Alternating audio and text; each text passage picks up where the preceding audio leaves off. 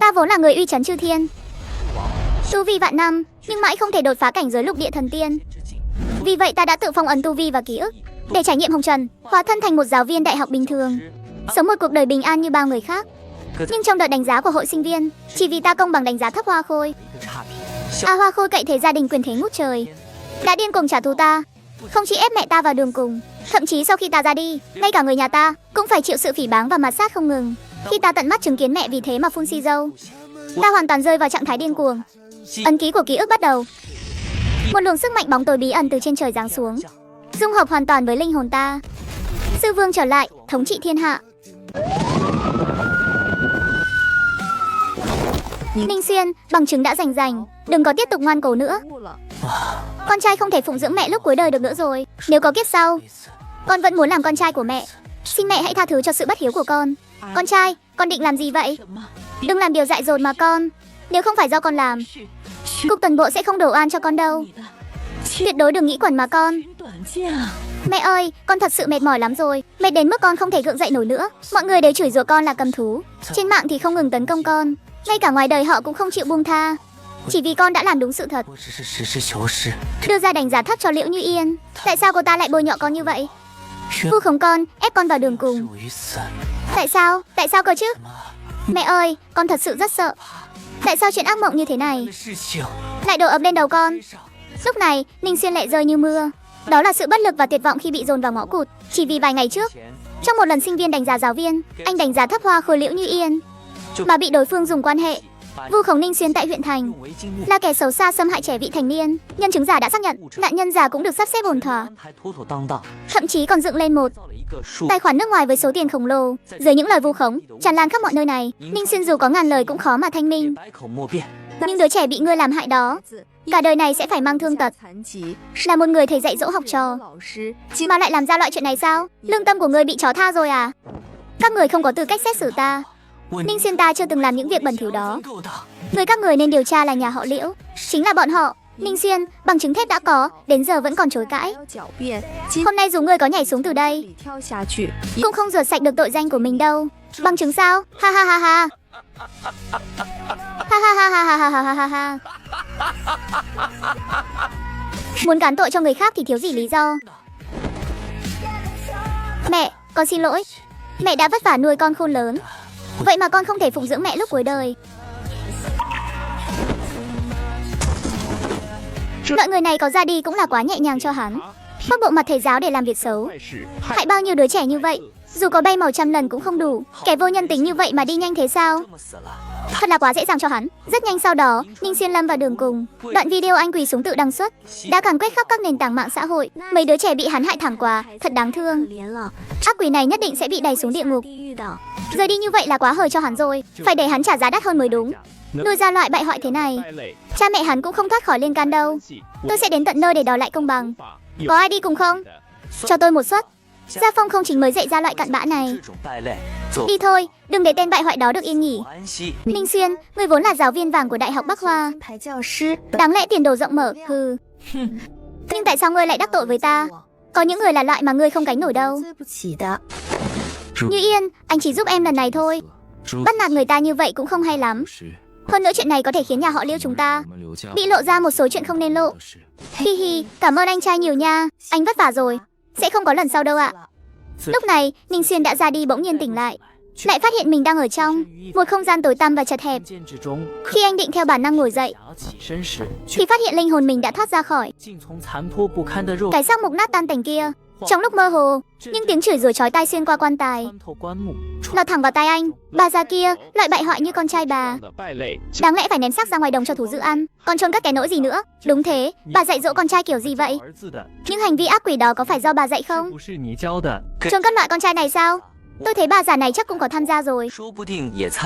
Những việc bẩn thỉu đó, tuần bộ đáng lẽ nên bắt bà về để thẩm vấn cho kỹ. Mỗi một chữ đều như một con dao sắc lẹm, đâm thẳng vào tim của Ninh Xuyên. Ta đã rời đi rồi, tại sao các người vẫn không chịu buông tha cho ta, còn muốn hành hạ mẹ ta tàn nhẫn như thế này? Lúc này linh hồn Ninh Xuyên xuyên qua lớp gỗ quan tài, hiện ra trước mắt là người mẹ già tiều tụy, đang lặng lặng ngồi trước quan tài đốt tiền giấy. Xung quanh sớm đã bị đám đông vây kín không kẽ hở. Có người trong thôn làng Cũng có cả những kẻ từ bên ngoài cố tình tìm đến quấy nhiễu. Này bà chị, loại con trai thế này bà thật sự không nên chôn cất hắn. Con tổ chức tang lễ làm gì nữa? Nếu là con tôi đã quăng vào rừng sâu từ lâu rồi. Bà cũng đừng trách tôi không cho hắn vào từ đường. Loại người này mà vào thì tổ tiên cũng không đồng ý đâu. Đúng đó, đáng lẽ nên vứt nó đi cho xong. Thôn mình có loại cặn bã này thật là xấu mặt. Nghe thấy chưa? Người trong thôn cũng không chịu nổi nữa rồi. Xem có ai thèm để mắt đến con trai bà không? Trưởng thôn, nếu bà già này không nghe lời khuyên thì cứ đuổi bà ta ra khỏi thôn luôn đi. Đúng, phải làm như vậy. Đuổi khỏi thôn. Đuổi khỏi thôn. Con trai tôi đã mất rồi.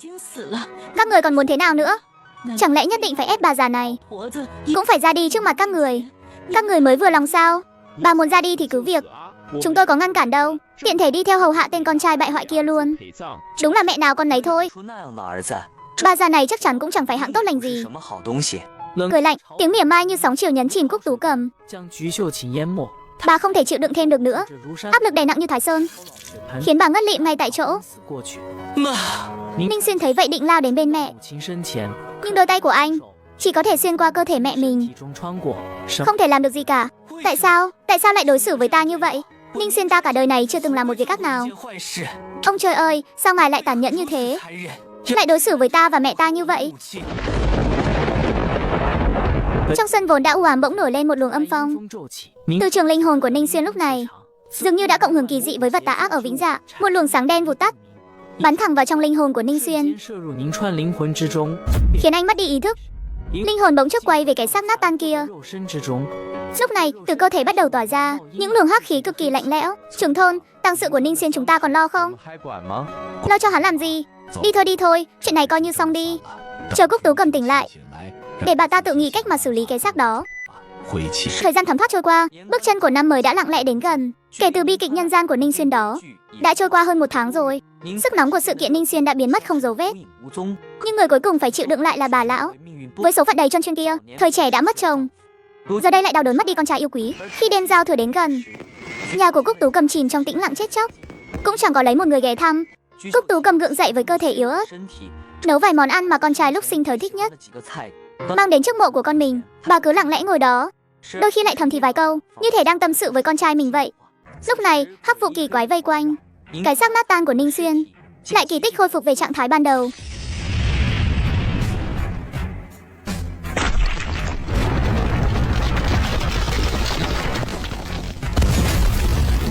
Dưới bầu trời đêm, cả thế giới dường như nằm trong tầm kiểm soát của anh.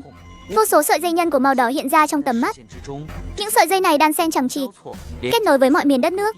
Mỗi một sợi dây nhân của đều đại diện cho một kẻ từng tham gia bạo lực mạng. Trong đó có một sợi to lớn nhất, không có nghi ngờ gì nữa, đó chính là sợi dây nhân của Liễu Như Yên. Có những việc đã làm thì phải trả giá. Hãy tận hưởng nốt khoảng thời gian đẹp đẽ còn lại đi. Ta sẽ lần lượt lột da ăn tươi nuốt sống các người. Không ai có thể cứu được lũ cặn bã các người đâu. Ánh mắt Ninh Xuyên xuyên qua lớp đất đá, nhìn thấy người mẹ đang nằm trên giường, mới có 50 tuổi mà trông như đã già đi thêm chục tuổi nữa. Chết, các người đều phải bị xử lý. Tất cả chuyện này đều do lũ bại hoại các người gây ra. Đã như vậy thì hãy dùng mạng của các người để nối lại mạng cho mẹ ta. Thiên đạo có luân hồi, mọi chuyện hãy bắt đầu từ cái thôn này đi. Hắc vụ lĩnh vực.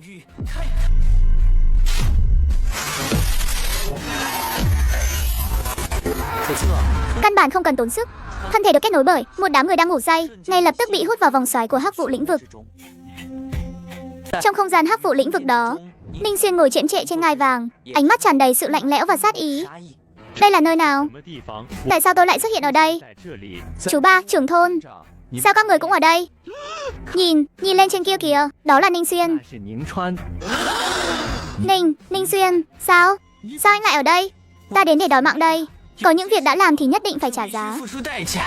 Ta với các người không oán không thù, cùng ở một thôn, cùng thuộc một tông tộc. Tại sao lại hùa theo người ngoài để bôi nhọ ta? Tại sao lại nhục mạ mẹ ta? Tại sao hả? Giọng nói của Ninh Xuyên như tiếng chuông gọi hồn từ địa ngục. Tất cả mọi người đều sợ đến mức bùn rùn chân tay, đồng loạt quỳ rạp xuống đất. Tha mạng cho tôi biết lỗi rồi. Tôi không nên đối xử với anh như vậy. Cầu xin anh cho tôi một cơ hội.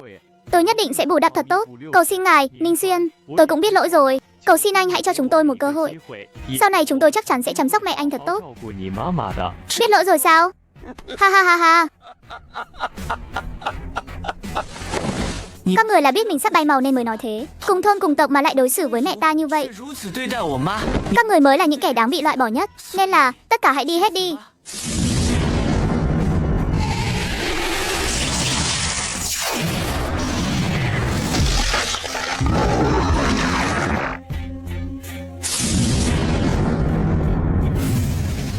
Một giọt tinh si dâu này chắc là có thể giúp mẹ kéo dài mạng sống thêm vài tháng rồi. Dụng cụ bị phân tán, chỉ còn lại những mảnh thương tích. Quay trở về vị trí cũ. Tiếng la hét xé toạc bầu trời đêm tĩnh mịch. Ninh Xuyên đi vào phòng của mẹ mình, nhìn người mẹ tiều tụy nằm trên giường, gần như đã cạn kiệt sinh lực. Anh đưa giọt tinh si dâu đó vào cơ thể mẹ, vận dụng sức mạnh giúp bà luyện hóa và hấp thụ. Sau khi luyện hóa xong, Cúc Tú cầm tỉnh dậy từ trong giấc mộng. Khi nhìn rõ người đó là ai, bà bất chấp tất cả nhào tới ôm chặt lấy Ninh Xuyên. Con trai, có phải con đến để đón mẹ đi không? Mẹ chờ con lâu lắm rồi. Mẹ, con sẽ không để mẹ ra đi đâu.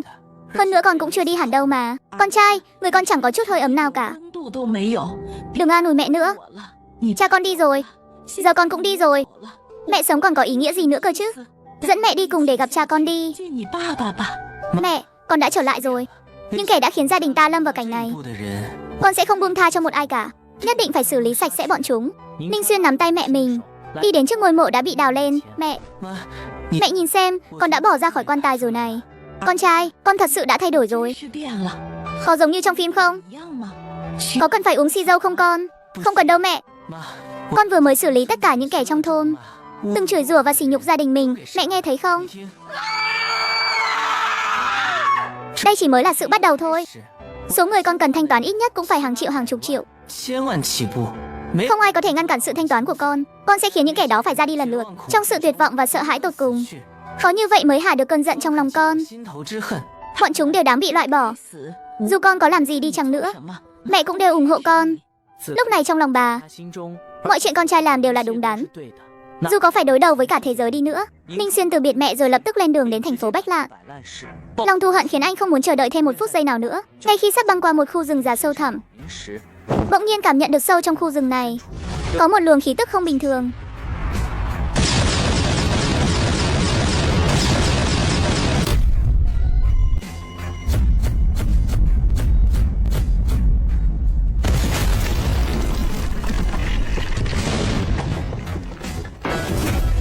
Tiểu yêu kia, dám múa rìu qua mắt thợ sao?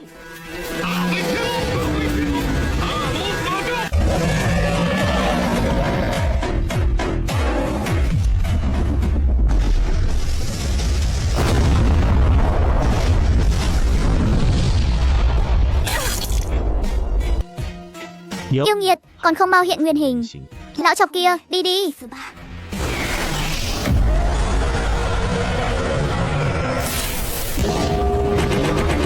Đại uy Thiên Long.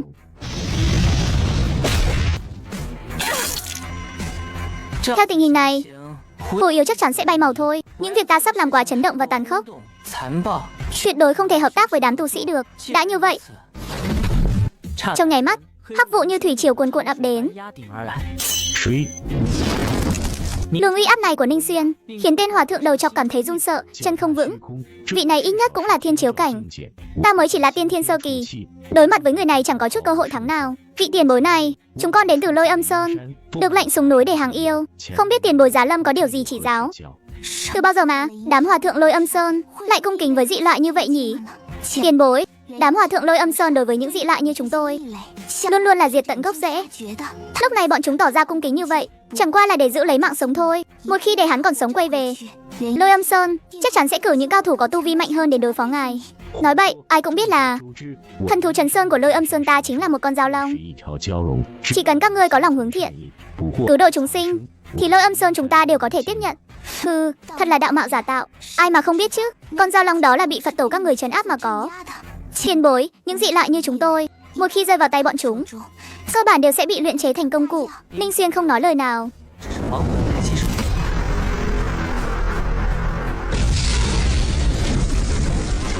Cảm ơn tiền bối đã cứu mạng. Nếu không còn việc gì khác, vãn bối xin phép cáo lui trước. Nói rồi Hồ Yêu định quay người rời đi. Ta đã cho người đi chưa? Xin hỏi tiền bối có gì sai bảo ạ? Bên cạnh ta đang thiếu một con hầu làm việc vặt. Chính là người đi. Ninh Xuyên, bất kể Hồ Yêu có đồng ý hay không, anh đã túm lấy cô ta bay lên không trung, hướng thẳng về phía thành phố Bách Lạn mà đi. Lúc này trong một tòa tứ hợp viện, một tấm bia đá nữ nhân huyền bí quả nhiên bộc phát ra ánh hào quang rực rỡ. Anh Di Đà Phật, đây chính là một điểm đại hung thế gian, làm chấn động thiên hạ. Người này nhất định là thiên tượng cảnh không sai vào đâu được. Tu vi của hắn vượt xa chúng ta nhiều, tuyệt đối không được manh động. Các vị thấy sao? Trước tiên hãy quan sát mục đích của loại dị loại này khi vào Bách Lạn, hay là lập tức báo cáo lên trấn Tà Ti xin chi viện. Tu vi của tên dị loại này thật đáng sợ. Chúng ta, việc cấp bách là phải lập tức xin chi viện ngay. Tôi thấy, hay là cứ xem mục đích thực sự của đối phương là gì đã. Có lẽ hắn chỉ tình cờ đi ngang qua thôi. Loại dị loại mạnh mẽ này rất khó trấn áp. Nếu hắn chỉ đi ngang qua, thì chúng ta cứ mắt nhắm mắt mở cho qua đi. Thành phố Bách Lạn, mây đen bao phủ, như một ngọn núi lớn uy nghiêm đè xuống. Ở phía trên không trung, cần phải khiến đô thị phồn hoa này đảo lộn hoàn toàn. Biểu muội, tiền bối chẳng lẽ là một đại năng thiên tượng đã giá lâm thành phố Bách Lạn rồi? Chắc chắn là thiên tượng cảnh không sai được. Chỉ là không biết ở Bách Lạn rốt cuộc đã xảy ra chuyện gì mà lại có thể thu hút một đại năng thiên tượng giáng lâm thế này. Thật sự khiến người ta không khỏi tò mò. Nếu có thể được đại năng thiên tượng truyền thụ sức mạnh một lần, chúng ta chắc chắn có thể bước vào thiên chiếu cảnh. Từ đó thọ nguyên sẽ tăng thêm 500 năm nữa. Đại năng thiên tượng sao chúng ta có thể dễ dàng tiếp cận được chứ? Lúc này trong khu biệt thự nhà họ Liễu đèn thắp sáng trưng. Liễu Như Yên tối nay tổ chức một bữa tiệc Giáng sinh hoành tráng, chia sẻ những chuyện thú vị trong năm qua, hoàn toàn không biết rằng mối họa lớn chắc chắn đang âm thầm ập đến. Ở đây có thứ gì thu hút hắn sao? Hình như là đang nhắm vào chúng ta mà đến. Tiền bối giá lâm nhà họ Liễu chúng con, không biết có việc gì chỉ dạy ạ. Ta nói này, nhà họ Liễu các người, tại sao làm nhiều việc tán tận lương tâm như vậy mà vẫn có thể bình an vô sự? Hóa ra là có tu sĩ chống lưng sao? Tiền bối, lời này của ngài là có ý gì à? Vãn bối thực sự không hiểu. Xin tiền bối hãy nói rõ cho. Các người thậm chí còn không nhận ra ta sao? Vài tháng trước bị nhà họ Liễu các người ép đến đường cùng, bị bạo lực mạng toàn quốc, thậm chí ngay cả mẹ ta các người cũng không buông tha. Sao hôm nay ta đến để thanh toán mà các người lại không nhận ra ta? Tiền bối, với bản lĩnh của ngài, ai có thể ép ngài vào đường cùng được chứ? Có tiền bối nhưng lại có chuyện đã qua. Tôi nói này, vị này trông sao mà quen mắt thế nhỉ? Hóa ra là hắn. Rốt cuộc đã xảy ra chuyện gì vậy? Cái người đáng lẽ phải bay màu rồi này, sao bỗng nhiên lại mạnh đến mức độ này được? Các người nói là vị tiền bối này một tháng trước bị người của nhà họ Liễu chúng ta vu khống ép ra đi sao? Mà sau khi ra đi một tháng lại hóa thành thiên tượng cảnh. Sư vương ư? Không phải là đang nói đùa đấy chứ? Lão Liễu, nếu thật sự là như vậy, cách giải thích duy nhất là hắn vốn dĩ đã lợi hại như vậy rồi, chỉ là muốn trải nghiệm sự đời mà thôi. Cố tình phong ấn tu vi và ký ức của bản thân, hóa thân thành người bình thường rồi sau đó thức tỉnh. Bây giờ tìm đến chúng ta để đòi nợ rồi. Tiền bối, chuyện này con không hề hay biết, cũng không hề tham gia vào. Văn bối nguyện ý đem tất cả những kẻ liên quan đến chuyện này, tất cả đều lôi ra hết, giao cho tiền bối xử lý. Cầu xin tiền bối hãy mở lượng hạt thông cảm. Mở lượng hạt thông cảm sao? Những kẻ đã bạo lực mạng ta, những kẻ đã hãm hại ta, tại sao không mở lượng hạt thông cảm với ta? Không mở lượng hạt thông cảm với mẹ ta? Không chỉ nhà họ Liễu là thủ phạm các người phải bay màu, mà ngay cả những kẻ từng tham gia bạo lực mạng hãm hại ta, tuyệt đối không một ai có thể sống sót.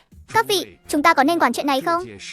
Lấy cái gì mà quản chứ? Trước mặt một thiên tượng đỉnh phong, mấy kẻ có tu vi thiên chiếu hậu kỳ như chúng ta, người ta chỉ cần búng tay một cái là chúng ta bay màu hết rồi. Cùng lắm là báo cáo chuyện này lên tổng bộ thôi, để tổng bộ tự quyết định đi. Cuối cùng sau một hồi bàn bạc giữa mấy người bọn họ, ý kiến đã đạt được sự thống nhất, chỉ báo cáo việc này lên tổng bộ, để phía trên tự định đoạt. Tiền bối, nếu ngài bằng lòng tha mạng cho những người vô tội chúng con, từ nay về sau nhà họ Liễu chúng con nguyện vì ngài mà dốc sức. Tiền bối, chúng con từ nay về sau xin nguyện đi theo ngài.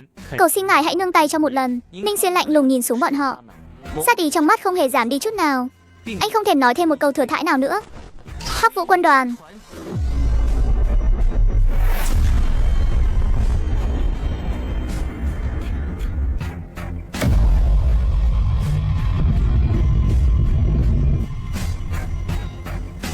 Bái kiến vương. Hãy thay bản vương lôi tất cả những kẻ trong biệt thự dưới kia ra đây. Nếu thiếu mất một đứa nào thì tự gánh lấy hậu quả đi. Xin tuân vương lệnh.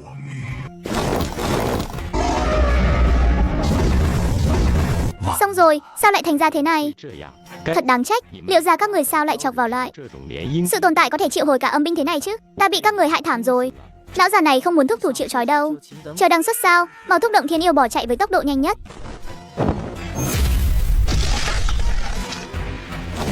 Kẻ lén lút bỏ chạy. Bên ngoài có chuyện gì vậy? Ai mà gào thét kinh thế? Làm lão tử giật cả mình. Đi ra ngoài xem. Mọi người sau khi nghe thấy tiếng động, từng top 5 top 3 đi ra khỏi biệt thự. Hắc vụ từ trên trời giáng xuống, Ninh Xuyên chẳng buồn nói nửa lời thừa thãi, lao tới tát một cái trực tiếp phong ấn luôn. Ngay cả sâu bọ đi ngang qua cũng bị một tát đánh cho choáng váng. Sao vậy? Chuyện này là thế nào? Lão tổ, sao ngài cũng ở đây? Lão tổ, tình hình này là sao? Tại sao những người này lại trấn áp chúng ta? Đều đăng xuất hết cho ta. Lão tử bị các người hại thảm rồi. Lũ các người chỉ biết hại tổ tiên, đều nên bị tuyệt diệt. Tiền bối, tôi nguyện ý tự tay xử lý sạch đám súc sinh này. Chỉ cầu xin ngài có thể tha cho tôi một con đường sống. Từ nay về sau, tôi nguyện vì ngài mà làm trâu làm ngựa. Sao lão tổ lại quỳ xuống thế kia? Một vùng mây đen. Rốt cuộc đã xảy ra chuyện gì? Điều gì có thể khiến lão tổ lộ ra vẻ sợ hãi như vậy? Hơn nữa còn muốn xử lý sạch chúng ta để tạ tội. Rốt cuộc là sao chứ? Ai mà biết được. Liễu gia chúng ta có lẽ đã chọc vào một sự tồn tại không tưởng rồi. Đáng trách thật, giờ phải làm sao đây? Đến cả lão tổ là tu sĩ còn như vậy. Ai có thể tới cứu chúng ta đây? Dưới sự chứng kiến của đám người Liễu gia, mây đen trên trời dần dần tan đi. Cậu là Ninh Xuyên, bạn học của Như Yên. Xem ra ấn tượng của ông về ta khá sâu đậm đấy. Thế mà cũng có thể nhận ra bản vương chỉ qua một cái nhìn. Thầy Ninh, em không phải người Liễu gia. Có thể thả em đi được không? Cầu xin thầy đấy. Thầy Ninh, tiền bối, còn cả chúng tôi nữa, đều là được Liễu gia mời tới thôi. Không có nửa điểm quan hệ với Liễu gia cả. Đúng vậy tiền bối. Cầu xin ngài hãy để chúng tôi rời đi. Vô vị, các người vì nịnh bợ Liễu gia mà ở trên mạng thiên dầu vào lửa để thảo phạt ta. Nên các người chẳng oan ức chút nào đâu. Kẻ ta muốn xử lý không chỉ có bấy nhiêu đây, mà là tất cả những kẻ từng tham gia bạo lực mạng trước đây. Dù là 1 triệu hay là 10 triệu, tất cả đều phải bay màu hết. Hắn ta định mở cuộc thảm sát sao? Đáng sợ quá, vừa nãy tôi có tra qua. 1 tháng trước, các chủ đề liên quan đến Ninh Xuyên có lượt xem lên đến 100 triệu. Trong đó em rằng có một nửa đã từng bạo lực mạng hắn. Thật là Ninh Xuyên này định biến thành phố Bách Lạn thành một vùng gió tanh mưa xi dâu sao? Với thực lực của hắn cộng thêm đám âm binh cấp 3 kia, nếu 6 đại môn phái của chúng ta muốn đối phó thì đều phải trả một cái giá vô cùng đắt. Vương thí chủ, phía tổng bộ đã phản hồi thông tin chưa? Vẫn chưa. Vị thiên tượng sư vương này căn bản không hề có ý định che giấu, đang chuẩn bị dấy lên một trận phong ba bão táp rồi. Nếu hắn còn có thể triệu hồi thêm nhiều âm binh nữa, thì dù là giới tu hành hay thế giới phàm tục đều sẽ bị hắn đảo lộn. Bắt giữ Liễu Như Yên, tất cả những kẻ liên quan đều tống vào lồng giam hắc vụ. Sau đó thay bản vương tìm trong thành phố Bách Lạn này, bất cứ kẻ nào trên đầu có điểm đỏ đều bắt hết vào lồng giam hắc vụ cho ta. Bản vương muốn tập hợp bọn chúng lại một chỗ, sau đó mở một buổi live sơ chim để xử lý từng đứa một. Tuân lệnh vương thượng. Trong đêm nay, trên đường phố, xe tuần tra hết chiếc này đến chiếc khác xuất phát. Tiếng còi tuần tra xé toạc màn đêm tĩnh mịch. Vô số âm binh ẩn mình tìm kiếm những kẻ có điểm đỏ khắp nơi trong thành phố. Hành vi của chúng vô cùng bạo lực, trực tiếp phá cửa, không tìm ai khác mà lao thẳng đến kẻ có điểm đỏ đó, một tát đánh ngất, tiện tay ném vào vòng xoáy hắc vụ, sau đó rời đi để tìm kiếm mục tiêu tiếp theo. Trong nhất thời, khắp nơi ở Bách Lạn loạn thành một đoàn. Vô số gia đình bị âm binh xông vào, đã gọi điện báo cảnh sát. Bà xác định kẻ xông vào nhà mình và bắt con gái bà đi là âm binh sao?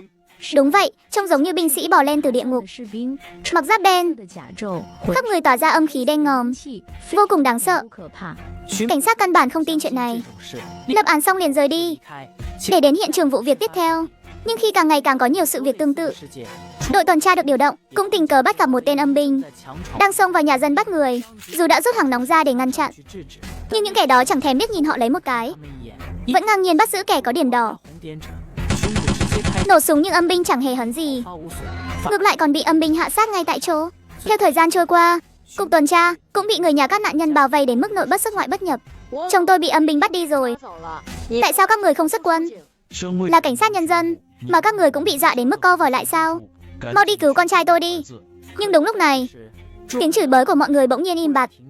Họ phát hiện có một đội âm binh đang hạ cánh ngay trước cổng cục tuần tra. Thấy cảnh tượng này, những người nhà nạn nhân có mặt tại đó không nói hai lời, co ro bỏ chạy. Nhưng những âm binh đến đây lại không hề để tâm đến những người này, mà trực tiếp tiến vào khu vực tuần tra để bắt những cảnh sát có điểm đỏ bên trong. Âm binh vào đó chưa được bao lâu, chỉ diễn ra khoảng vài chục giây, cuối cùng thấy đội âm binh đó cưỡi hắc vụ rời đi. Lục hợp viện, 6 phái tu sĩ trưởng lão đã nhận được phản hồi từ tổng bộ, lập tức ra tay ngăn chặn đám âm binh đó. Cao thủ của tổng bộ sẽ đến ngay. Cái gì chứ? Đám âm binh đó đứa nào đứa nấy đều ở thiên chiếu cảnh. Bảo tôi đi nộp mạng à? Dù sao tôi cũng không đi đâu. Ai thích đi thì đi. Đúng thế, tôi cũng không đi. Dưới sự chênh lệch lớn như vậy mà bắt chúng ta đi nộp mạng, thật chẳng ra cái thể thống gì cả. Muốn ra sao thì ra. Dù sao tôi cũng không đời nào ra ngoài đó đâu. Mấy vị trưởng lão không một ai dám ra trận, nhưng họ vẫn gửi một tin nhắn phản hồi lên trên. Tu vi của tôi thấp kém, thực sự lực bất tòng tâm không thể ngăn cản. Hay là đợi cao thủ tổng bộ Giá Lâm, rồi hãy cùng nhau hành động. 12 giờ đêm, đại sảnh chỉ huy tối cao của thành phố Bách Lạn đã ban bố một bản thông cáo trên toàn mạng. Ninh Xuyên, oan có đầu nợ có chủ, liệu ra tùy ngươi xử lý. Chúng ta tuyệt đối không can thiệp. Xin ngươi lập tức thả tất cả những người vô tội ra. Nếu không đừng trách chúng ta ra tay trấn áp Ninh Xuyên. Nhìn thấy bản thông cáo này từ Trấn Tà Ti, tài khoản chính thức của Liễu gia đã phản hồi. Trấn Tà Ti với Trà Đại Phái khuyên các người đừng có xía vào chuyện này. Tất cả những kẻ từng bạo lực mạng Ninh Xuyên ta đều phải bay màu. Đừng hòng có đứa nào sống sót. Liễu gia chỉ là sự bắt đầu thôi. Nếu các người muốn khai chiến với ta, thì ta xin tiếp đến cùng. Ninh Xuyên từng bị chúng ta bao vây tấn công không thương tiếc trên mạng. Chẳng phải hắn đã ra đi rồi sao? Tôi còn đích thân đến dự đám tang của hắn mà. Rõ ràng là đã ra đi thật rồi. Rốt cuộc là chuyện gì thế này? Anh em ơi, tôi phải làm sao đây? Lúc này tôi đang ở thành phố Bách Lạn. Đám âm binh đó tạm thời vẫn chưa tìm thấy tôi. Tôi đang đợi trên mạng đây. Nước sôi lửa bỏng lắm rồi. Âm binh đều đã xuất hiện thực sự rồi. Chẳng lẽ không có tu sĩ nào đứng ra sao? Mau đến cứu tôi với. Những kẻ từng thoá mạ, chửi bới Ninh Xuyên trên mạng, và những kẻ vu khống, lúc này như chim sợ cành công, Liễu gia đáng trách này lại gây ra cho chúng ta rắc rối tẩy đình thế này. Chọc ai không chọc, lại đi chọc vào một kẻ không phải con người, tự phong ấn tu vi và ký ức. Giờ tôi không khỏi nghi ngờ, rốt cuộc những việc hắn phạm phải có thực sự đúng như vậy không? Chuyện này còn phải nghi ngờ gì nữa? Đường đường là một vị thiên hạ sư vương, cho dù có tự phong ấn ký ức và tu vi, thì sao có thể làm ra loại chuyện đó chứ? Chắc chắn là do Liễu gia ác ý hãm hại mà thành. Giá như lúc đầu chúng ta chịu hỏi han, điều tra kỹ lưỡng một chút, thì sao có thể rơi vào bước đường như ngày hôm nay? Chuyện này chắc chắn sẽ gây chấn động long trời lở đất. Tu sĩ của Trấn Tà Ti và 6 đại môn phái, sau ngày hôm nay cũng khó lòng mà che giấu được nữa. Chúng ta phải cho Trấn Tà Ti một lời giải thích. Cùng lúc đó, nhân viên ở phía bên kia của Trấn Tà Ti lại đang bận rộn đến mức không ngơi tay. Tổng bộ Trấn Tà Ti được xây dựng dưới chân Hoàng Hạc Lâu, một trận pháp khổng lồ chống đỡ một không gian ngầm rộng 200.000 m². Trong khoảng thời gian này, truyền tống trận của 6 đại môn phái liên tục lóe sáng. Thanh Nhi, rốt cuộc đã xảy ra đại sự gì mà lại huy động lực lượng rầm rộ như vậy? Có một vị thiên tượng sư vương dẫn theo 3.000 âm binh đang làm loạn ở nhân gian. Một trận ác chiến đang chờ đợi chúng ta. Bài kiến 6 vị sư muội. Anh Di Đà Phật. Đêm nay triệu tập các vị thí chủ tụ họp tại đây. Chắc hẳn mọi người đều đã biết chuyện gì đang diễn ra rồi chứ. Lục Đăng tiền bối, chẳng phải chỉ là một vị thiên hạ sư vương với 3.000 âm binh thôi sao? Chúng ta có cần phải huy động lực lượng lớn như thế này không? Đúng vậy, tôi thấy chỉ cần 4 vị tiền bối các người đi là có thể trấn áp được bọn chúng rồi. Khinh địch là sai lầm chết người nhất đấy. Quên trận bạo loạn do con dao long năm đó gây ra rồi sao? Vì khinh địch mà chúng ta đã tổn thất biết bao nhiêu nhân tài. Đừng có xem thường một vị sư vương có thể triệu hồi âm binh trong truyền thuyết. Thói quen xấu này nhất định phải sửa ngay. Vâng, thôi được rồi, nói nhiều vô ích. Đêm nay nếu không thể trấn áp được vị sư vương đó, thì sẽ có rất nhiều người mất mạng. Chúng ta vẫn chưa thể khẳng định chắc chắn rằng vị sư vương đó không thể triệu hồi thêm âm binh. Tất cả đừng có lơ là khinh địch cho ta. Liệu ra các người chẳng phải thích dùng sữa bột giả để hại người sao? Ăn đi, ăn hết cho ta. Ăn sạch chỗ này đi. Ninh Xuyên mặt đầy dữ tợn, liên tục nhồi sữa bột cho Liễu Như Yên. Chỉ cần Liễu Như Yên có chút phản kháng là sẽ bị hắn ấn đầu xuống đất ma sát kịch liệt. Đã bắt được bao nhiêu kẻ bạo lực mạng rồi? Đã đủ 100.000 chưa?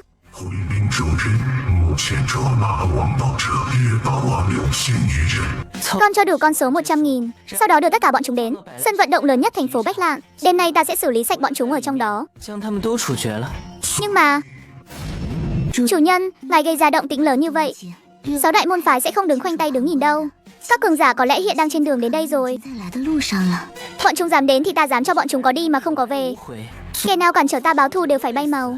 Ngươi chẳng phải rất tò mò về thành phố của con người sao? Đi đi, tự mình đi mà chơi. Ta cảm nhận được hơi thở của thiên tượng cảnh đang giáng xuống thành phố này. Cường giả của 6 đại môn phái đến rồi sao? Đến bao nhiêu vị? 2 vị thiên tượng đỉnh phong, 4 vị thiên tượng trung kỳ. Đã nôn nóng muốn đến nộp mạng như vậy thì thanh toàn cho bọn chúng. Thưa vương, 100.000 kẻ bạo lực mạng đã bị bắt giữ đầy đủ. Tốt, trận gió tanh mưa xì dâu mà ta mong đợi đêm nay sẽ chính thức vén màn. Hắc vụ trong nháy mắt thăng hoa, giống như một con quái vật đen khổng lồ bay về phía quảng trường lớn nhất trong tiếng kêu khóc thảm thiết. Trong Lục Hợp Viện, hàng ngàn tu sĩ danh môn chính phái tập trung tại đây. Một vùng đen kịt khiến cho Lục Hợp Viện vốn chẳng hề nhỏ này bị chen chúc chật kín. Anh Di Đà Phật, chư vị, trận chiến này chắc chắn sẽ là một trận huyết chiến tàn khốc. Thực lực của vị sư vương kia vượt xa con dao long năm đó. Em rằng đã một chân bước vào cấp bậc lục địa thần tiên rồi. Cái gì? Chuẩn lục địa thần tiên? Đừng hoảng, tôi đã truyền tin cho con dao long đó dưới sự hôn đúc của Phật Pháp. Hiện tại nó đã nửa chân bước vào cấp bậc giao vương. Hiện đang trên đường cấp tốc đến đây. Trước khi nó đến, chúng ta tạm thời hãy chờ đợi. Tuy nhiên, cảnh tượng tiếp theo họ nhìn thấy lại khiến họ da đầu tê dại.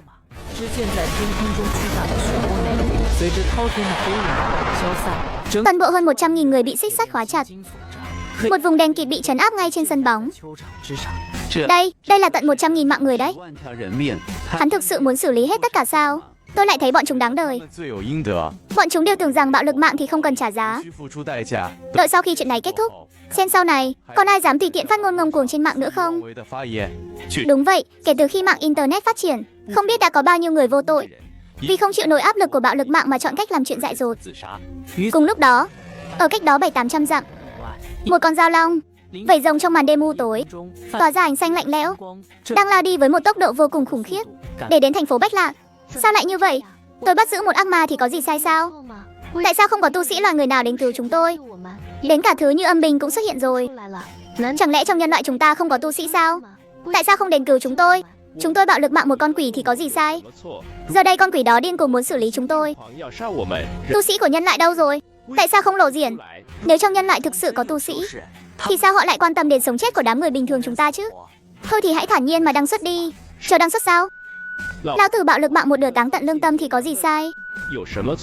Bọn họ dựa vào cái gì mà không ra cứu chúng tôi? Năng lực càng lớn thì trách nhiệm càng lớn chứ. Họ định trơ mắt nhìn thấy bao nhiêu người chúng ta bị con quỷ đó xử lý ở đây sao? Bọn họ cũng chẳng phải hạng tốt lành gì. Mấy cái thứ rác rưởi này thực sự đáng để chúng ta liều mạng đi cứu sao?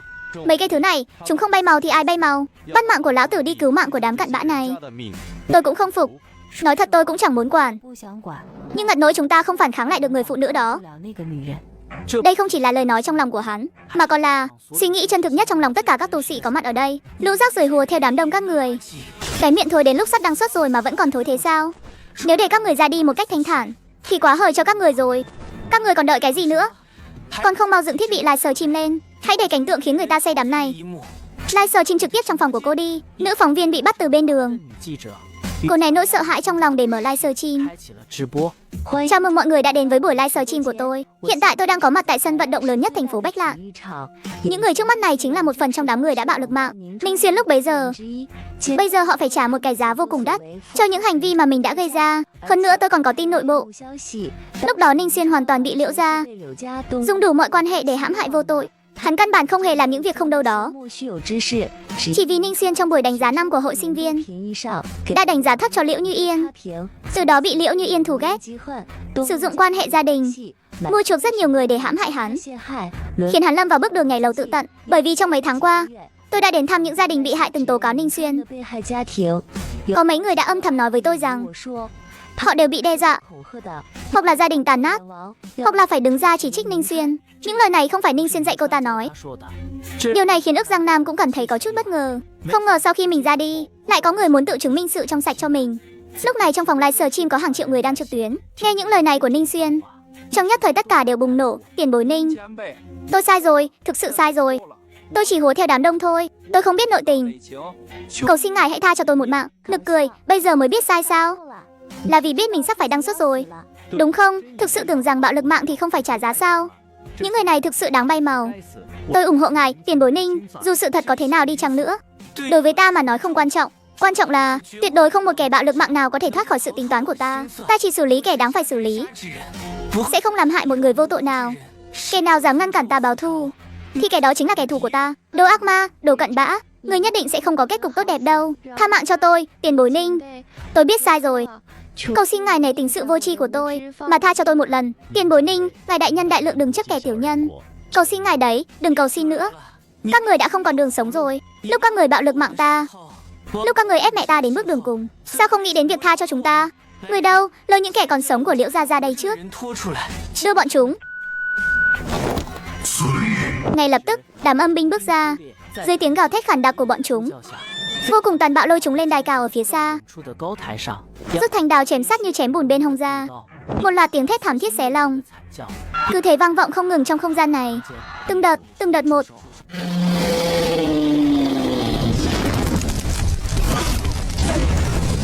Đó là đến cứu chúng ta sao? Đến rồi, tu sĩ trong truyền thuyết cuối cùng cũng đến rồi. Chúng ta được cứu rồi, mau mau xử lý đại ác ma Ninh Xuyên đi.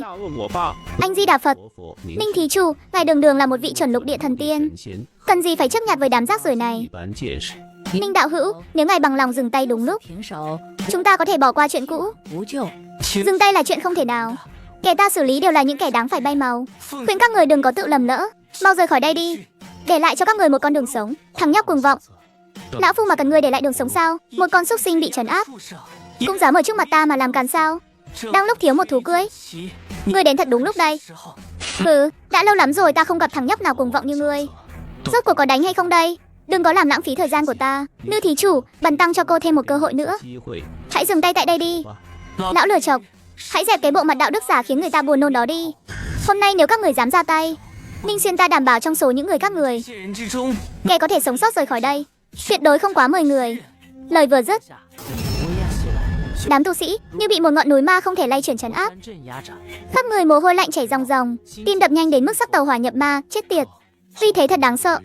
Những năm qua vận may của ta sao lại tệ thế này chứ?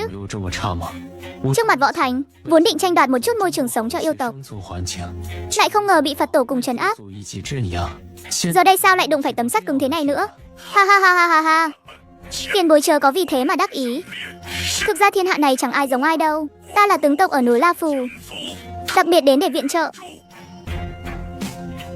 Đại sảnh hội nghị tối cao thượng đô, Tiết Nguyên Mạt thông qua hình chiếu vệ tinh, nhìn thấy cảnh tượng bên đó, không kìm được mà hít một ngụm khí lạnh. Hy vọng Trấn Tà Ti có thể trấn áp được mầm mống này, nếu không sẽ có hàng chục triệu người phải mất mạng trong tay hắn. Tướng tộc núi La Phù đặc biệt đến để trợ chiến cho tiền bối. Chào mừng, hôm nay cứ để chúng ta liên thủ, thử sức với cái gọi là tu sĩ nhân tộc này xem sao. Không giấu gì tiền bối, chúng tôi đã nhìn bọn chúng ngứa mắt từ lâu rồi. Chúng tôi đòi đến mức phải ra hải ngoại tìm thức ăn, chưa từng ăn một miếng tim nào của bách tính đại hạ. Vậy mà bọn chúng lại đòi cùng giết tận chúng tôi không rời. Lúc nãy ra vẻ ngông cuồng như vậy, Kim Tử tiền bối. Sau khi tiêu diệt đám tu sĩ nhân tộc giả tạo này xong, vương phải chuồn ngay thôi.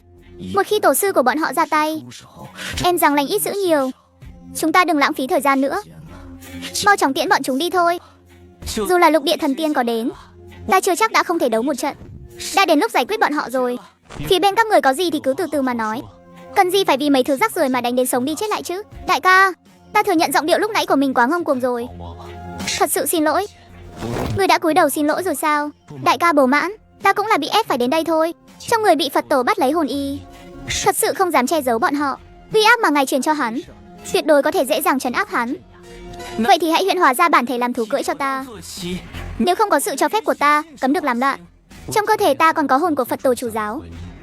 Thật sự là thân bất do kỷ. Đại ca tốt, chuyện nhỏ thôi.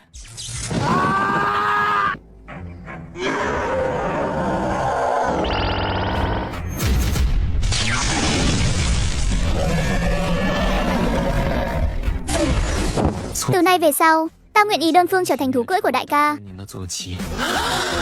Làm sao có thể, đại ca không cần ngài ra tay đâu. Triều đệ đây sẽ xử lý đống rác rưởi này.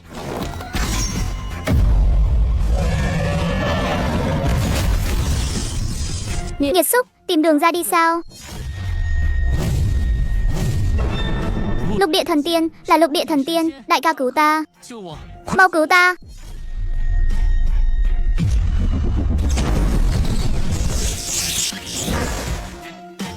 Tại sao lại có thể dễ dàng đỡ được một kiếm của ta như vậy? Xem ra cũng có chút bản lĩnh. Đại ca, người phụ nữ này rất có thể là lục địa thần tiên.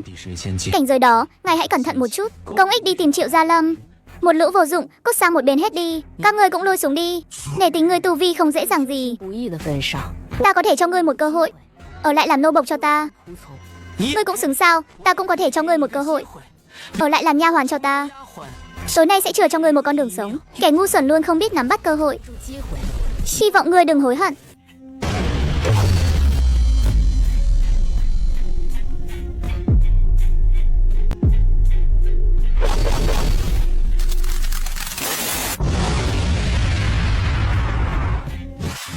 Đây chính là thực lực của lục địa thần tiên sao? Ức Giang Nam cảm nhận được từng đợt áp lực bủa vây.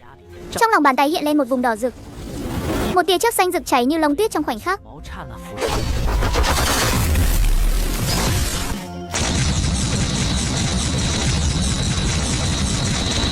Đây chính là người tu luyện trong truyền thuyết sao? Vương miện quả đáng sợ rồi. Mỗi một đòn đánh đều như bom hạt nhân phát nổ. Nếu bọn họ chiến đấu ở dưới mặt đất, thành phố Bách Lạn của chúng ta chắc chẳng còn tồn tại nữa rồi. Đại ca của ta vậy mà có thể đối đầu với lục địa thần tiên. Cảnh tượng này quá mãnh liệt rồi. May mà ta có tầm nhìn xa trông rộng đi theo đại ca. Nếu không bây giờ chắc chắn đã bay màu rồi.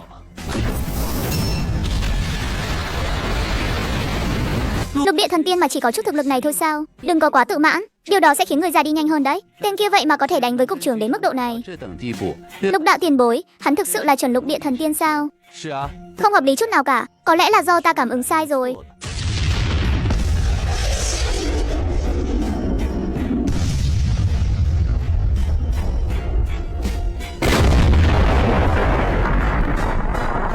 Sao mãi vẫn không thể trấn áp được ta vậy? Đây là chuẩn bị động dụng năng lực của lục địa thần tiên sao? Ý cảnh độc nhất vô nhị, thần thông sao, thật sự không ngờ tới. Chỉ là thiên tượng đỉnh phong mà có thể đấu với ta đến mức này. Ta thừa nhận, nếu không động dụng ý cảnh thần thông thì không thể trấn áp được ngươi. Hy vọng ngươi vẫn có thể đứng vững trước mặt ta. Cái gì? Hắn đang ở thiên tượng đỉnh phong sao? Chuyện này, làm sao có thể chứ?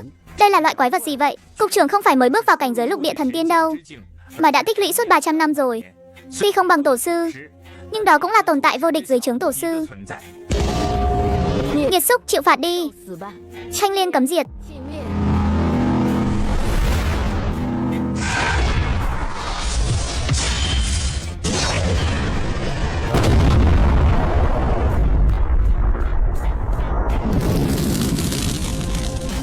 Ha ha ha ha.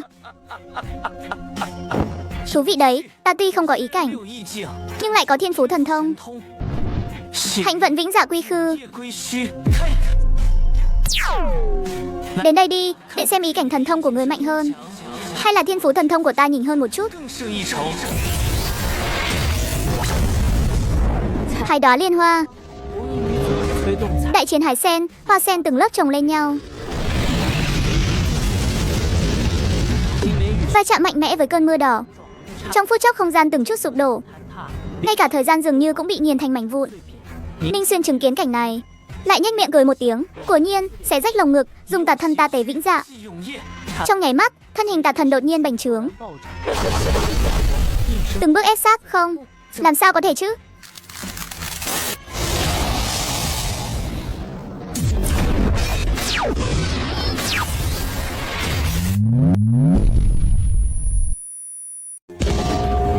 Nghiệt xúc, chịu phạt đi. Tranh liên tế diệt.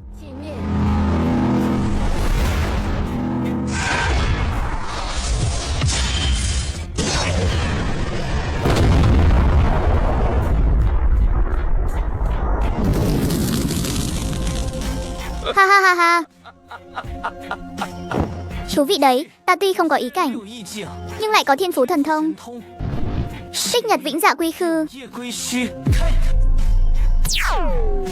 Đến đây đi, để xem ý cảnh thần thông của người mạnh hơn hay là thiên phú thần thông của ta nhỉnh hơn một chút. Hải đóa liên hoa sống. Động tác hải sen, hoa sen tầng tầng lớp lớp. Nghe tiếng mưa đỏ cùng bằng hữu đột nhiên va chạm. Trong khoảnh khắc, không gian từng tấc khó bước tiếp, đến cả thời gian cũng như bị nghiền nát. Ninh Xuyên nhìn thấy cảnh này, lại nhếch miệng cười. Quả nhiên xé rách lồng ngực, dùng tà thân ta gửi gắm vĩnh dạ. Trong nháy mắt, thân thể tà thần bỗng nhiên to lớn, sát khí đằng đằng. Không, chuyện này sao có thể?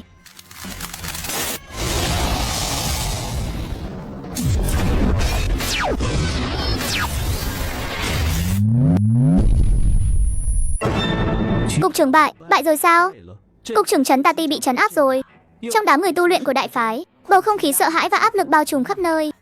Bây giờ trừ khi có tổ sư giáng lâm, nếu không, không ai trong bọn họ có thể sống sót. Hiện giờ bọn họ chỉ có một ý nghĩ duy nhất là dựa vào mau rút lui. Trong chớp mắt, đám tu sĩ hoảng loạn chạy tán loạn như chim muông. Toàn quân liệt trận, truy quét không tha.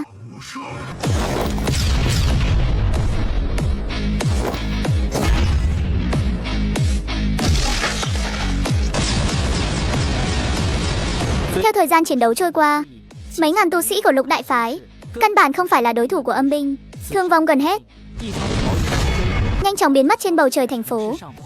Đồng thời 10 vạn kẻ bạo lực mạng trong sân vận động cũng đều đã bị xử lý xong. Đại ca, ngài quá đỉnh luôn rồi. Ta vẫn thích cái vẻ kiêu ngạo bất tuân lúc đầu của ngươi hơn đấy. Không dám, không dám. Viên đan dược trị thương này cầm lấy mà dùng. Được rồi, đa tạ đại ca. Ngài tiền bối, nếu không có việc gì khác, liệu có thể thả chúng ta về không? Vừa nay có không ít người tặng quà cho ngài. Có thể cho tôi thông tin tài khoản của ngài không? Chờ một chút, tôi sẽ kết toán lợi nhuận từ buổi livestream này cho ngài.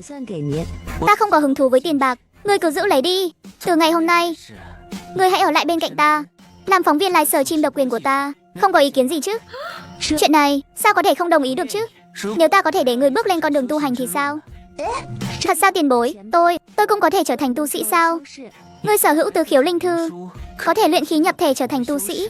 Nhưng bạn của ngươi thì thật đáng tiếc, chỉ khi có linh thư trong người mới có thể tu hành. Nói như vậy là tôi thực sự có thể trở thành tu sĩ sao? Nếu không phải ngươi từng muốn giúp ta giải oan, ta sẽ không giúp ngươi thức tỉnh linh thư đâu, người tốt ạ. Đây có lẽ chính là phúc báo của ngươi đấy. Dù sao vẫn phải cảm ơn tiền bối đã dẫn dắt tôi vào con đường tu hành. Ngày mai đến biệt thự Liễu gia tìm ta sẽ kiểm tra cơ thể cho người trước.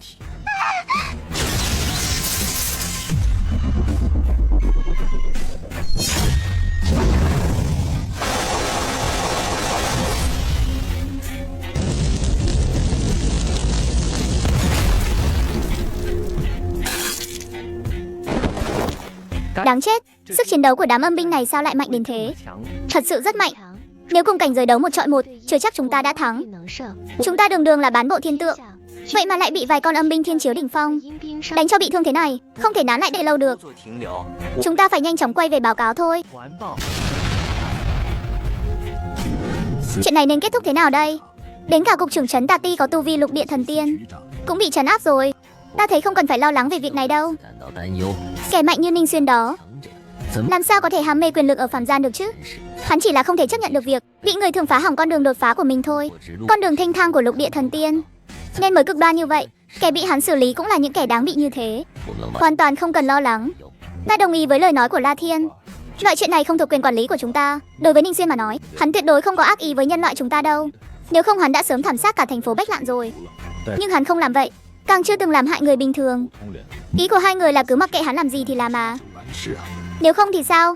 Có cách nào tốt hơn để phát triển những chuyện phi nhân loại của chúng ta không? Cứ để cho cái tỷ đó đứng ra dàn xếp đi. Chắc chắn họ vẫn còn những tồn tại mạnh hơn có thể ngăn cản. Ninh Xuyên, thôi được rồi, không quản nữa. Mà chúng ta cũng chẳng quản nổi. Mau chóng hạ lệnh phát đi một thông báo đi, để người dân bình thường không cần phải hoảng sợ vì việc này. Ninh Xuyên sẽ không làm hại người bình thường vô tội. 3 giờ sáng, chạy theo ánh vàng bước lên Tân Cương. Dùng cờ ngược dòng thể thái, lại thấy Võ Tòng trở về. Ninh thí chủ, người đã không còn đường lui nữa rồi. Thực lực của người tuy rất mạnh, có thể trấn áp cục trưởng trấn Tà Ti, nhưng đối mặt với nhân vật cấp tổ sư, người tuyệt đối không có nửa phần thắng đâu. Quay đầu sao? Ta quay đầu cái gì chứ? Phật môn các người luôn giảng về nhân quả.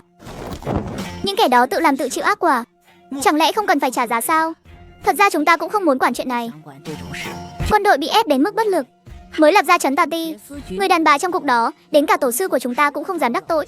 Vậy mà ngươi lại hạ sát đệ tử của bà ta. Ngươi chắc chắn phải ra đi thôi. Muốn làm gì thì cứ ra tay đi.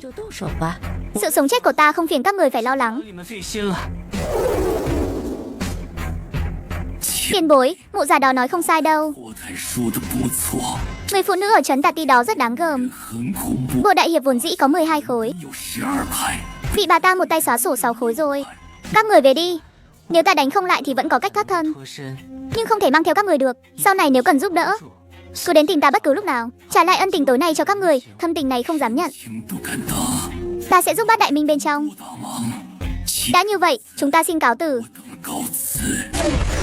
Sau khi 3 đại tướng quân đi rồi, Ninh Xuyên giải tán âm binh, sau đó tiến vào không gian hắc vụ, chuẩn bị luyện hóa 3 người bọn họ. Chào mừng đến với thế giới của ta. Ngươi đến từ thế giới Vĩnh Dạ sao? Thế giới Vĩnh Dạ ư? Tại sao lại nói vậy?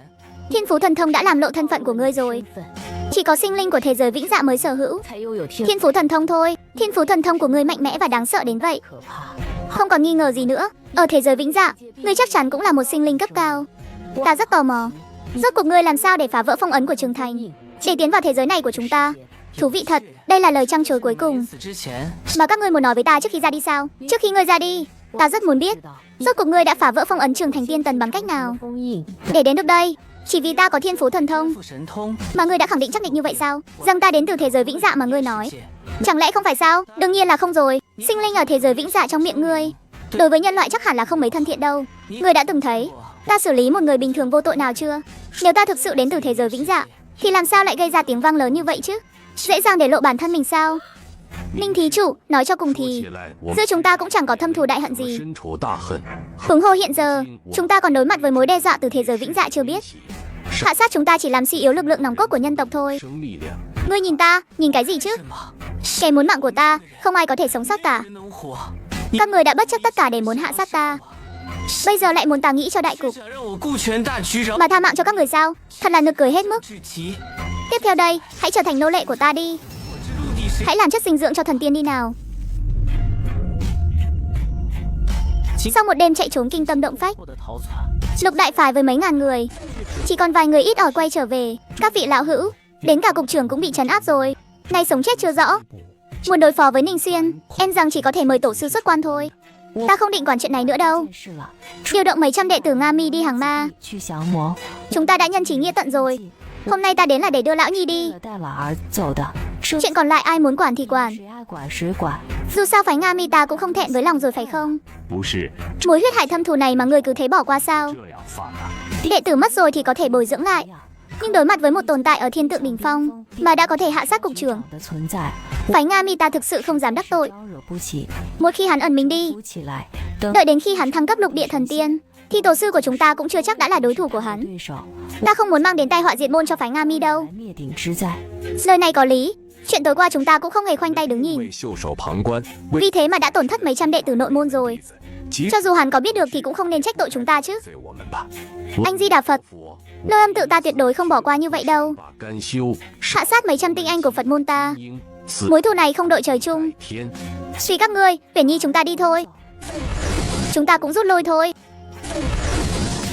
Trương đạo hữu, Ngọc Thần đại sư, Kim Thành thái ta trong lục đại phái vốn dĩ thực lực thấp nhất, thực sự không chịu nổi nhiệt nữa rồi, cáo từ. Bọn họ muốn phủi sạch quan hệ sao? Nghĩ hay quá nhỉ. Ngọc Thần đại sư, đi thôi. Chúng ta đi vào thiên y bí cảnh tìm người phụ nữ đó. Đệ tử thân truyền của bà ta bị trấn áp, nay sống chết chưa rõ. Bà ta chắc chắn sẽ không bỏ qua đâu. Thiên y nghịch cảnh chính là nơi năm xưa các luyện khí sĩ thời tiên tần dùng thủ đoạn siêu phàm để khai mở một chốn bí cảnh tuyệt thế. Chỉ có đại năng vượt qua cảnh giới lục địa thần tiên mới sở hữu sức mạnh để khai mở bí cảnh như thế này. Tiền bối, có chuyện lớn rồi. Đệ tử Thanh Y của ngài tối qua đã bị người ta trấn áp rồi. Hiện giờ sống chết chưa rõ. Lúc này Ninh Xuyên đang dốc toàn lực thôn phệ luyện hóa, hấp thụ tài nguyên tu luyện của bọn họ. 10 tỷ 800 triệu tế bào trong cơ thể dường như đều sở hữu sinh mệnh độc lập. Có sương mù đỏ bao phủ xung quanh. Chỉ sau một đêm, tu vi của 3 người bọn họ cơ bản đã bị Ninh Xuyên tiêu hao sạch sẽ.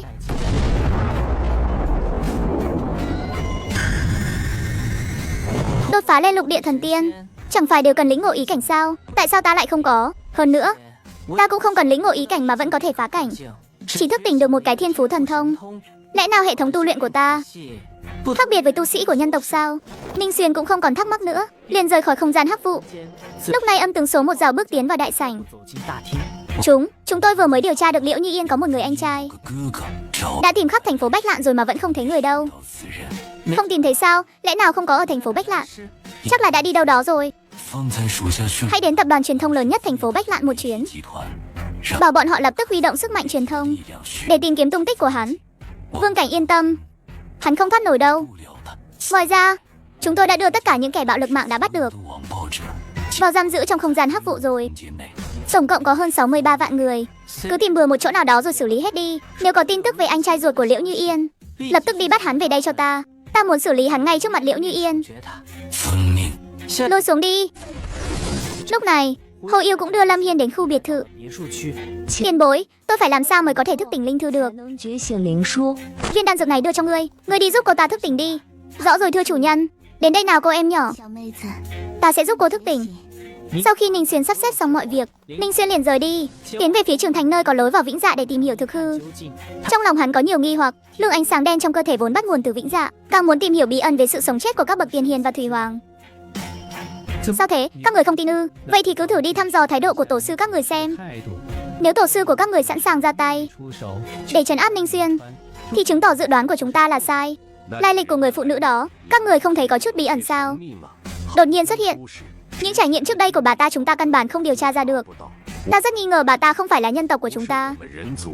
Không phải nhân tộc sao? Lời này nói ra có vẻ hơi quá rồi đấy. Đừng quên mục đích ban đầu khi bà ta thành lập trấn Tà Ti là gì. Bà ta thiên vị phàm nhân, sát hại tu sĩ một cách bừa bãi. Hàng chục vạn tu sĩ của Lục Đại Phái đều chết trong tay bà ta. Phong ấn Trường Thành sắp cạn kiệt, phàm nhân không thể ngăn cản được ác linh Vĩnh Dạ. Ta nghi ngờ bà ta vốn dĩ là gián điệp của Vĩnh Dạ, cũng đang làm suy yếu các tu sĩ của nhân tộc. Bà ta không dám động thủ vì chúng ta là hậu chiêu của Côn Luân Tổ Sư và Linh Sơn, Thủy Hoàng Đế để lại. Các vị tổ sư đã sớm nhìn thấu chân tướng, đang âm thầm chuẩn bị chờ thời cơ đối đầu với bà ta. Và sự xuất hiện đột ngột của Ninh Xuyên chính là thời cơ này. Bà ta khăng khăng bảo vệ phàm nhân, rốt cuộc là đang che giấu âm mưu gì chứ? Chuyện này chúng ta nên đi hỏi tổ sư xem sao. Chỉ cần một chút sơ suất thôi là sẽ làm loạn cả các người lên đấy. Đi đi, ta và Ngọc Thần Đại Sư sẽ đợi tin tức của các người. 4 vị trưởng môn nghiêm nghị bày ra lộ đài, thẳng tiến về phía truyền tống trận dẫn đến Thiên Y bí cảnh. Chưa đầy 2 tiếng rưỡi sau, lại bay về với gương mặt biến sắc. Tổ sư vừa mới nhắc nhở ta một cách rất ẩn ý, 2 đệ tử của người phụ nữ đó đang âm thầm bồi dưỡng một thế lực có thể sánh ngang với tổng thực lực của Lục Đại Phái chúng ta cộng lại. Hơn nữa cảnh giới của bà ta rất có thể cũng đã có đột phá trọng đại. Bà ta chắc là sắp ra tay với chúng ta rồi, tiêu diệt Lục Đại Phái chúng ta, thống trị nhân loại. Nhưng tại sao lại phải thống trị nhân loại chứ? Để luyện dược. Tổ sư tuy nói rất ẩn ý, nhưng ý tứ trong lời nói đại khái chính là như vậy. Huyết mạch của nhân loại chúng ta được dùng để luyện dược, dường như có một loại hiệu quả đặc biệt nào đó. Bà ta muốn nô dịch nhân loại để làm nguyên liệu luyện chế đại dược cho bọn chúng. Tổ sư bảo ta đi tiếp xúc với Ninh Xuyên. Trong các vị có ai muốn đi cùng ta không? Cùng đi đi, nói là sớm biết âm mưu của người phụ nữ đó thì tối qua chúng ta đã không nên đắc tội với hắn rồi. Hy vọng hắn sẽ không chấp nhặt với chúng ta. Ninh Xuyên hạ cánh xuống điểm cuối của Trường Thành, triển khai ánh sáng đen rực rỡ, mở rộng vô tận xuống dưới lòng đất của Trường Thành. Rất nhanh hắn đã ở dưới lòng đất Trường Thành khoảng 3.000 mét. Cảm nhận được có một cuộc đại chiến khốc liệt nào đó, sự dao động của năng lượng đang vận hành. Bên dưới lòng đất của Trường Thành lại ẩn giấu một con long mạch. Khi Ninh Xuyên thăm dò đến ngày mùng 2 tháng 5 con long mạch này, ánh sáng đen đi ngang qua, đột nhiên một trận pháp bố trí trên long mạch đã bị mất đi một góc. Phong ấn của con long mạch này từng bị ai đó phá vỡ. Ninh Xuyên độn thổ xuống dưới lòng đất, trước giếng khí khống chế của Hậu Hoàng. Vết nứt này là bị một loại năng lượng nào đó cưỡng ép đánh tan. Là sinh linh của thế giới Vĩnh Dạ sao? Hay là tu sĩ của thế giới này? Bên trong vết nứt này, chẳng lẽ là Ninh Xuyên dẫn đến thế giới Vĩnh Dạ sao? Tiến vào vết nứt, xuyên qua long mạch, dù cho có vận dụng toàn bộ sức mạnh thì bay cũng rất chậm. Có một loại sức mạnh nào đó đang kìm hãm hắn. Trong đầm lầy vô tận, sau 2 phút chậm chạp, Ninh Xuyên chỉ cảm thấy luồng sức mạnh đang kìm hãm bản thân mình đã nới lỏng ra, sau đó tiến vào một không gian đầy dẫy những vết nứt. Ninh Xuyên lại phát hiện ra sức mạnh phong ấn vết nứt này dường như là đến từ thế giới Vĩnh Dạ đối diện. Chẳng lẽ vẫn còn những bậc tiền hiền đang huyết chiến ở thế giới Vĩnh Dạ sao? Để ngăn cản sinh linh bên đó xâm lược sang đây sao? Có phải xuyên qua vết nứt này là sẽ trực tiếp tiến vào thế giới Vĩnh Dạ không? Ngay lúc Ninh Xuyên đang ngẩn người ra, một luồng sáng, Ninh Xuyên chưa kịp phản ứng thì đã bắn vào giữa lông mày. Đầu của Ninh Xuyên bỗng chốc vang lên những tiếng u đau đớn. Sau đó, một giọng nói vô cùng hùng hồn vang lên. Ngô Vương phái người dẫn dắt 50 vạn luyện khí sĩ thời Tiên Tần huyết chiến ở Vĩnh Dạ hơn năm 1800 năm rồi, để bảo vệ thế giới phía sau lưng chúng ta. Những người con của Tiên Tần máu nhuộm sa trường đã ngã xuống 7 phần. Tuy nhiên viện quân mãi vẫn không thấy đến. Thiên địa hưu quạnh, chỉ có chúng ta đơn độc chiến đấu. Ai ngờ rằng thiên đình đã sụp đổ, thần đình đã tan rã rồi. Sứ giả Thủy Hoàng Đế một thân một mình huyết chiến 8 phương, đến nay sống chết vẫn chưa rõ. Thiên địa sụp đổ, càn khôn biến động, chỉ có những người con Tiên Tần ta dùng thân xác máu thịt đắp xây nên bức Trường Thành cuối cùng. Nếu người đời sau nhận được lời nhắn từ hồn quang này, ta và những người con của Tiên Tần hoặc đã tử trận toàn bộ ở Vĩnh Dạ rồi. Sinh linh sắp tràn đến như vũ bão, các người nhất định phải sớm chuẩn bị. Chúng ta đã dốc hết toàn lực rồi, chiến đấu đến hơi thở cuối cùng. Nguyện người đời sau kế thừa ý chí của chúng ta, thề liều mình bảo vệ phương trời này. Tiên Tần bất diệt, âm hồn vĩnh tồn. Hậu bối Ninh Xuyên kính cẩn bái tạ, chân thành cảm ơn các tiền bối Tiên Tần. Cảm ơn các vị đã xả thân quên mình, dùng thân xác xương thịt xây nên Trường Thành, dùng ánh sáng anh hồn soi sáng Vĩnh Dạ. Cảm ơn các tiền bối đã giành lấy hơn 2.200 năm hòa bình cho hậu thế. Sự bảo vệ của các vị, hậu bối khắc cốt ghi tâm. Ý chí của các vị, hậu bối nhất định kế thừa.